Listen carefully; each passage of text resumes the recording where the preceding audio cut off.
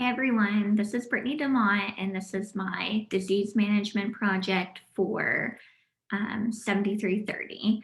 So I did my project on hordeolums versus chalazions, which those are both very tough words to say.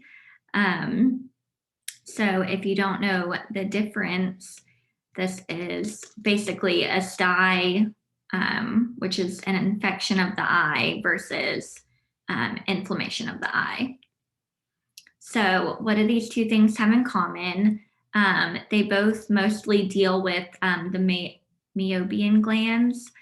So, the meibomian glands form lipid components that protect the tear films from evaporation in the eyes. So, this helps with smooth movement when the eyelids close and with eye movements underneath. It lubricates the eyes so you don't get the gritty, dry eye feeling. So there's 50 meibomian glands in the upper eyelid and around 25 in the bottom. So because there's basically double in the top eyelid, that's where you're going to find most of your styes versus your chalazions because they're dealing with these glands. There's just more available for the inflammation or infection to occur.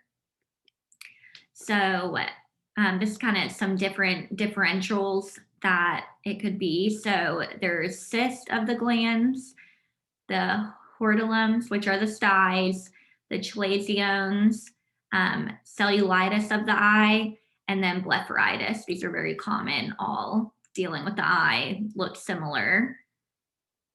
So I'm basically just focusing on the styes versus the chalazions in this PowerPoint. So the styes are mostly involved with the meibomian gland, which I've already said, or the gland of the Zest or the Malls gland. This can either be internal or external. So the internal would be dealing with the conjunctiva. So these patients mostly feel like there's something in their eye.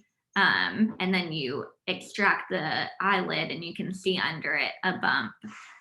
External would be dealing with the eyelid itself. So the styes are acute bacterial infections of the gland, whatever gland it's dealing with, and these are mostly caused by staph infection. So the symptoms of a stye are pain, tenderness. You're going to have inflammation, normally redness, or erythema, and then maybe possible drainage. And if it is draining, it's probably purulent. So this drainage should be cultured if possible, just to send it to make sure that we're dealing with staph. So styes also appear very fast. Normally, like you can go to bed, completely normal, wake up, you have a stye on your eye. Very common. So the treatment for these, for sign of inflammation, we're gonna just kind of do conservative therapy, warm compresses 4 to 5 times a day. We also recommend to gently scrub the eye with 1-in-1 dilution of baby shampoo and warm water, again, around 4 times a day, just directly to that area. You can use a cotton tipped applicator and then rinse it with warm water. I'm just trying to keep that area very clean. Also, this helps with the warmness, can, help if there's any drainage in there, it might help it come out.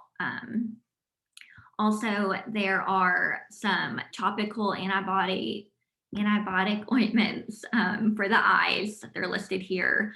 Erythromycin is probably the most common. Sulfacamide, and then Cipro. If they have recurrent styes, oral antibiotics can be used. Again, we try to stay away from the oral antibiotics, but Keflex is the number one used if they do use an oral antibiotic. So next we move on to the chalazion. So this is an obstruction or blockage of the gland. And this mostly does deal with the meibomian gland compared to the other two that I listed with the stye. So again, the pathology, meibomian glands secrete the oil layer the tear film that covers the eye. When the glands become blocked, the oil or lipid extrudes into the surrounding tissues, causing the formation of a nodule. And I'll show a picture later on comparing the two. So the symptoms of this, also a bump, but normally painless compared to the sty. It can be red or it can be pale in color or the color of your skin, your natural skin tone. Definitely inflammation. Like I said, it's more of a nodule versus like swelling of the eye. Again, you can feel like there's something in your eye.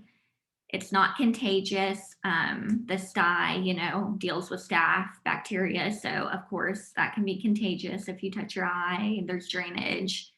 You're sharing makeup brushes, pillowcases, any of those that can definitely be contagious, but not the chalazion. And also, this develops gradually over a couple weeks versus the sty, which can come on over the night. So the treatment for this, again, we're trying to do conservative. We can do warm compress, basically the same as the sty, and then the baby shampoo with the warm water. So we're doing the conservative therapy. If this is still continuing over weeks, not going away with this, with the warm compresses and the baby shampoo and just cleaning the eye, then there are injections, steroid injections that ophthalmologists can give directly in this location, or doctors, providers who are able and confident to do so, but you can refer this patient to an ophthalmologist to get injections. Also, the next thing would be, they call it surgery of the sty or chalazion, but basically with the sty, it's a lance and drainage. And with the chalazion, same thing, just they lance off the nodule. So this is important because recurring chalazions in the same area can be a symptom of sebaceous cell carcinoma, which is a type of skin cancer. So it's recommended for providers to send off the excisions to patho just to verify that this is the correct diagnosis and that this patient does not have skin cancer. So here's a good picture. So this girl, poor girl, she has on the left-hand side, if you're looking at it, that's a sty. So it more looks like cellulitis to me, just kind of like fluid filled. You can tell there's definitely some drainage in there. And on the right-hand side, which looks just as bad, honestly. I mean, it looks painful, even though apparently they're not. It just looks annoying. It's just in the middle of her eye. And you can tell that it's more of a nodule compared to the left-hand side, which is more cyst-like looking, which the differential, one of them was cellulitis. Sorry, I said cyst, but I meant cellulitis looking. So definitely we want to make sure this patient doesn't have a fever. Maybe, if it's spreading more like on the outside of the eye, a CBC would be a good idea. If you see the white blood cell counts, just make sure that we're not missing cellulitis, because obviously that would need an oral antibiotic and possibly even IV antibiotics. So even though this is a very common thing that seems kind of small, it could potentially lead to a worse case scenario. So definitely want to make sure our patients, when we're assessing them, they're not having difficulty with their vision or change in their visual acuity, because this shouldn't happen. They might feel like their eyes gritty and uncomfortable, but they definitely shouldn't have vision changes. So be cautious for that. And these are just a couple tips to prevent styes and chalazion. So good hygiene. Obviously, throw away old makeup. Don't use anyone else's makeup, like mascara, eyeliner, eyeshadow, clean makeup brushes, clean your pillowcases, wash your sheets, people. And avoid touching your eyelid, eyelashes.